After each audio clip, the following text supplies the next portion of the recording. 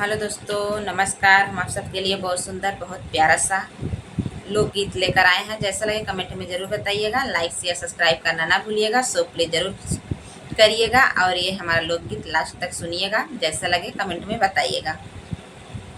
अपने निदियाऊ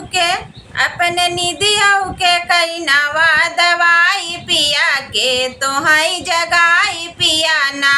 अपने निदियाऊ के कई नवा दवाई पिया के तोहई जगाई पिया ना।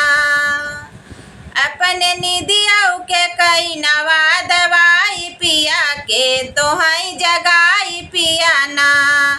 एक त गोदी में गदेला दूसरे सासू का झमेला। एक त गोदी में गदेला दूसरे सासू का झमेला। तीसरे रोज रोज के तोहाई जगाई पिया कई नवा दवाई पिया ना।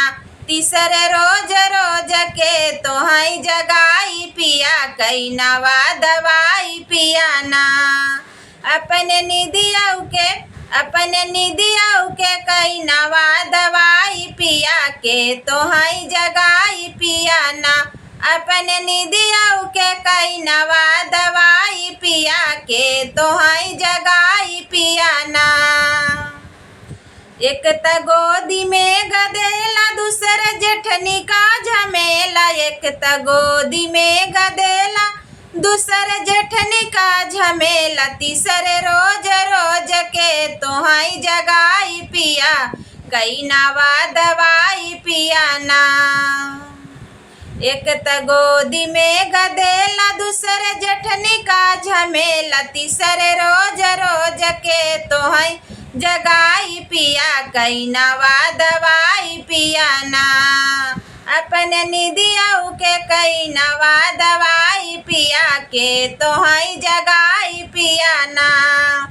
अपने निदियाऊ के कई नवा दवाई पिया के तोहाई जगाई पिया ना। एक त गोदी में गदेला दूसरे देवरानी का झमेला। एक त गोदी में गदेला दूसरे देवरानी का झमेला। तीसरे रोज रोज के तोहाई जगाई पिया कई नवा दवाई पिया ना। तीसरे रोज रोज के तोहाई जगाई पिया कई नवा दवाई पिया ना। अपने निदियाऊ के कई नवा दवाई पिया के तोहाई जगाई पिया ना।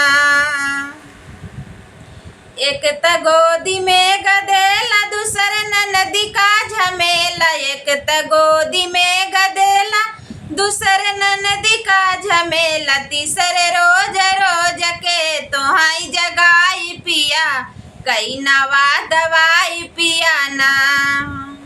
तीसरे रोज रोज के तोहाई जगाई पिया कई नवा दवाई पिया ना। अपने निदियाऊ